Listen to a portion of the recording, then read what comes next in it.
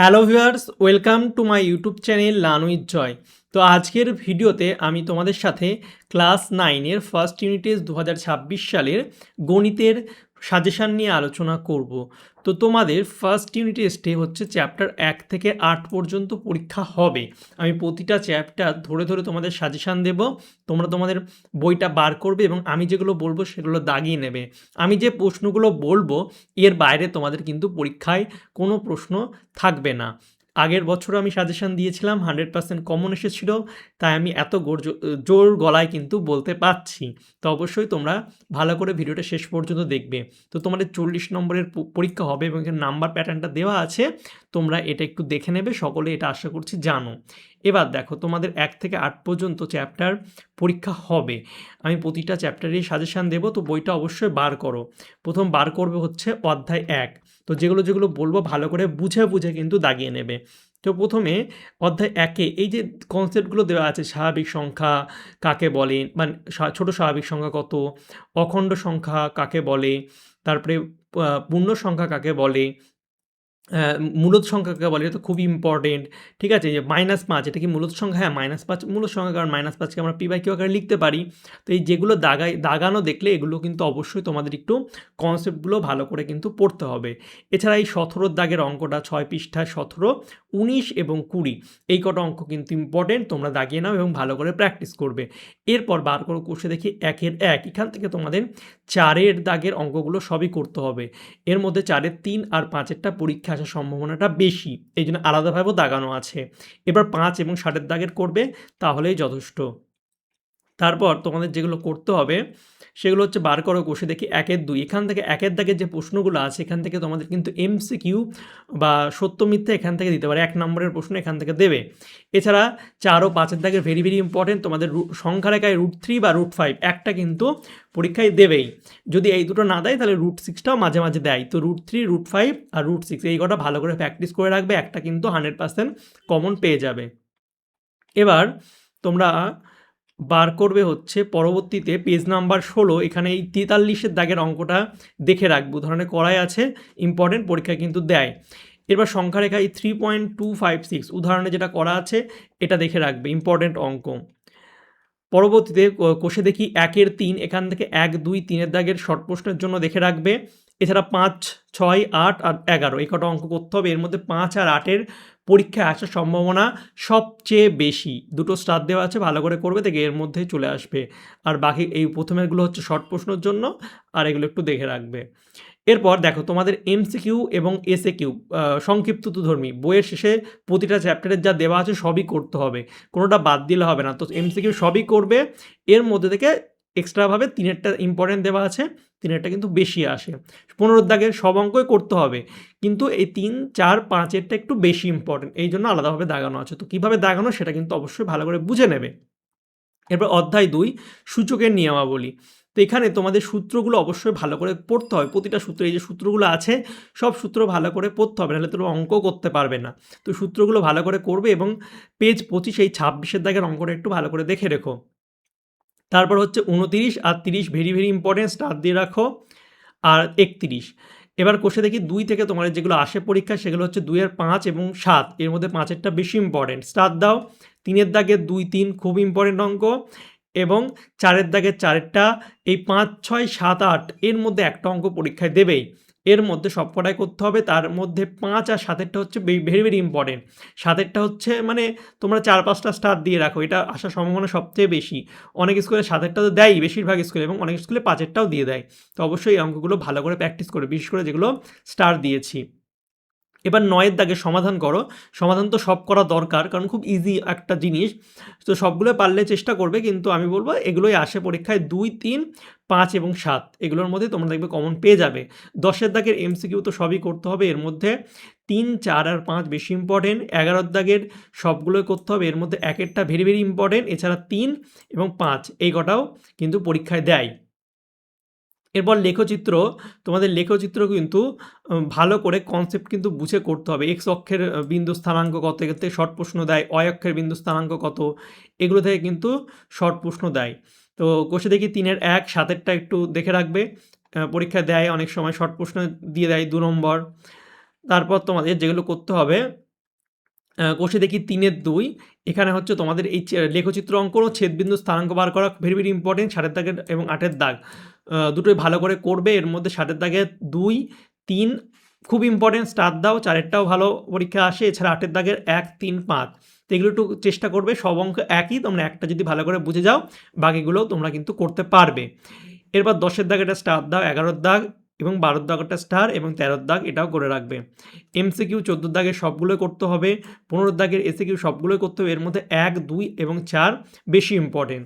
তো যেগুলো স্টার দেওয়া, যারা দুর্বল ভাবছে এতগুলো করতে পারবে না, তারা স্টার এবং যেগুলো রাইট দেওয়া সেগুলোই করবে, ঠিক আছে?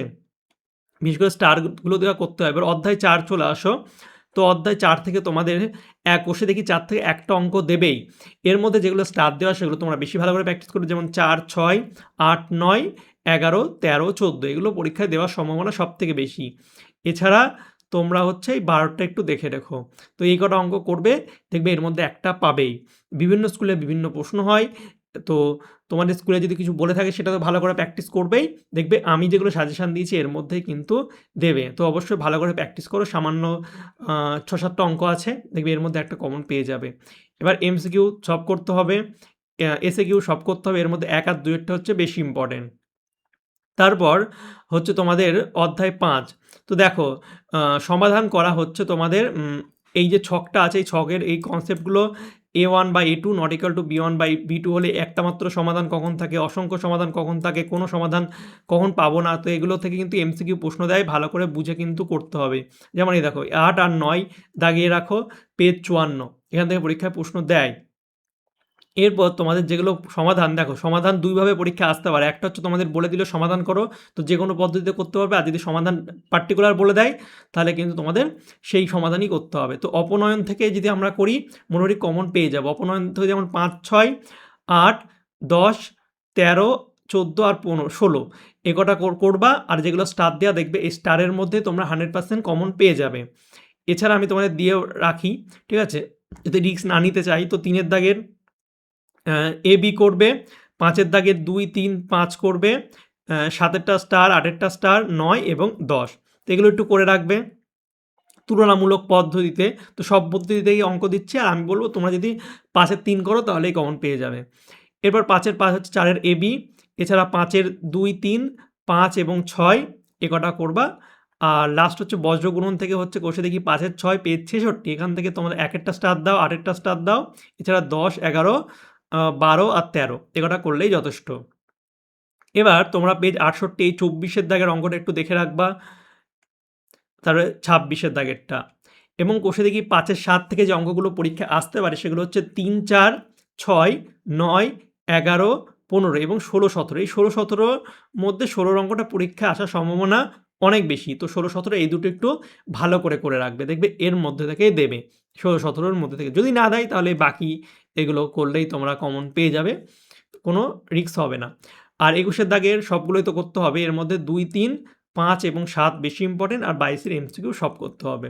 তো তোমরা যারা দুর্বল ছাত্র তারা হচ্ছে স্টারগুলো দেওয়া প্রথমে করবে, যদি হয়ে যায় পরে বাকিগুলো করবে। আর যারা ভালো ভাবছো সব করবে, যেগুলো স্টার দেওয়া আছে যেগুলো দাগানো আছে সেগুলো সবগুলো করে যাবে, দেখবে এর বাইরে কিন্তু পরীক্ষা দেবে না। এবার আসছো আমাদের উপপাদ্য চ্যাপ্টার। তো দেখো তোমাদের অনেক করে উপাদ্য আছে, তো বিভিন্ন স্কুলে কিন্তু বিভিন্ন উপাদ্য পরীক্ষায় দেবে। তো আমি আমার মতো করে মাত্র ৩টে উপপাদ্য বলে দেবো, তোমাদের মোটামুটি ৬টা উপপাদ্য আছে, তো তোমার ৩টে উপপাদ্য বলে দেবো, ঠিক আছে?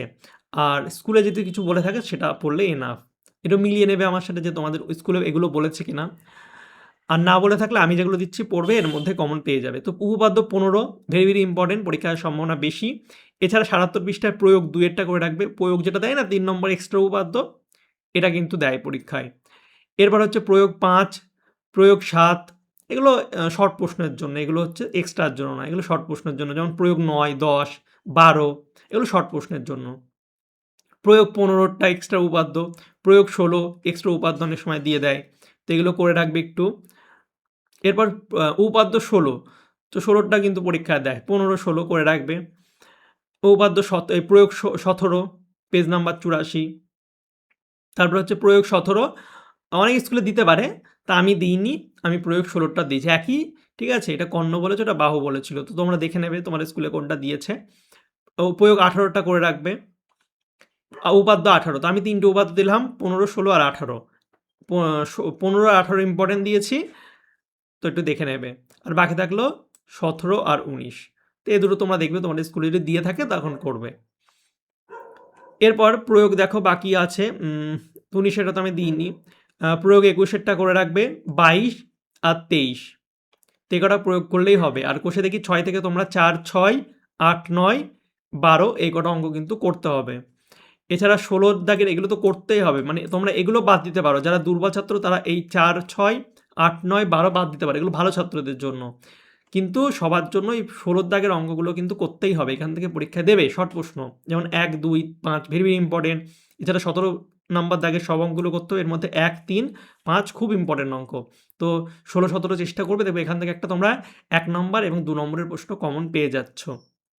ঠিক আছে। আর বহুপদী সংখ্যামালা, এখান থেকে তোমাদের যেগুলো করতে হবে সেগুলো হচ্ছে দেখে নাও, 7-এর 1, তো 7-এর 1 থেকে তোমাদের 4-এর দাগের অঙ্কটা করতে হবে। তো এই চ্যাপ্টারটা অনেকের আছে, অনেকের নেই। যাদের আছে তারা দাগিয়ে নেবে, যাদের নেই তারা এটা স্কিপ করে যাবে। তো 4-এরটা করবে। এরপর 7-এর 2 থেকে কোনো অঙ্ক তেমন পরীক্ষায় দেয় না। তারপর 7-এর 3 থেকে যেগুলো করতে হবে সেগুলো 3-এর দাগের, 7-এর দাগ, 8-এর দাগেরটা স্টার দিয়ে রাখো, এছাড়া 9-এর দাগ। এছাড়া তোমাদের তো 11-র দাগের সব অঙ্কগুলোই করতে হবে, 12-র দাগের সবগুলোই করতে হবে। এর মধ্যে 2 আর 3 বেশি ইম্পর্টেন্ট, পরীক্ষায় বেশি দেয়। এরপর তোমরা বার করবে 109 পৃষ্ঠে, এখানে এই 56 নম্বর উদাহরণ আর 57 নম্বর ইম্পর্টেন্ট তোমরা দাগিয়ে রাখো। এরপর কষে দেখি 7-এর 4 থেকে তোমাদের 3-এর দাগেরটা ইম্পর্টেন্ট, 4-এর 3, 4, 5 এবং 6। আর এমসিকিউ সব করবে, এসএকিউ সব করবে, এর মধ্যে 1, 3 আর 4-এরটা বেশি ইম্পর্টেন্ট। তারপরে তোমরা চলে আসো উৎপাদকের বিশ্লেষণ। তো দেখো উৎপাদকের বিশ্লেষণ ভালো করে প্র্যাকটিস করতে হবে, নাহলে কিন্তু তোমরা কিছুই পারবে না। তো যেগুলো করতে হবে 8-এর 1 থেকে দেখবে 3, 4, 7 এবং 9। এছাড়া উদাহরণ 9-টা একটু দেখে রাখবে, এ কটা করবে। 8-এর 2 থেকে তোমরা 9 আর 14 করবে। আর বলবো 11টা একটু দেখে রেখো, 9, 14, 11। তারপরে পরবর্তীতে হচ্ছে 8-এর 4 থেকে 1, 3, 9, 10। তারপর তোমরা 121 পৃষ্ঠার এই 5 এবং 7, 8 এই দুটো করা আছে, এই দুটো একটু দেখবে, ইম্পর্টেন্ট। তারপরে 8-এর 5 থেকে তোমাদের 1-এর দাগে 2, 3, 7, 8 দেখতে হবে। এছাড়া এমসিকিউ এগুলো সবগুলো করবে, এসএকিউ সবগুলো করবে, এর মধ্যে 2 আর 5-এরটা বেশি ইম্পর্টেন্ট। তো এই ছিল তোমাদের ক্লাস 9-এর ফার্স্ট ইউনিট টেস্টের গণিতের সম্পূর্ণ সাজেশান। একদম 1 থেকে 8 পর্যন্ত চ্যাপ্টার তোমাদের আলোচনা করলাম। তো তোমাদের যেগুলো পরীক্ষা আছে তোমরা সেগুলো কিন্তু দাগিয়ে নেবে এবং ভালো করে প্র্যাকটিস করতে থাকবে। তোমাদের পরীক্ষার এখন অনেক সময় আছে, এখন থেকে প্র্যাকটিস করতে থাকো। আশা করছি তোমাদের এই ভিডিওটা যদি কেউ দেখো এবং ভালো করে প্র্যাকটিস করো এবং দাগিয়ে নাও, তোমরা অবশ্যই পরীক্ষায় 40-এর মধ্যে 40 কিন্তু কমন পেয়ে যাবে। তো ভালো করে প্র্যাকটিস করো। আর ভিডিওটা কেমন লেগেছে কমেন্ট করে জানাবে। তোমাদের অন্য কিছু সাবজেক্টের সাজেশান লাগলে সেটাও আমাকে জানাবে। আর বেশি বেশি করে ভিডিওটাকে বন্ধুদের সঙ্গে শেয়ার করবে। ওকে। আর চ্যানেল নতুন হলে লাইক, সাবস্ক্রাইব ওগুলো করে দেবে, সেগুলো তোমরা করে দাও। তোমাদের আমি আর কি বলবো। ওকে। তো চলো বাই, দেখা হবে তোমাদের সঙ্গে পরের একটা ভিডিওতে। Thank you for watching my videos.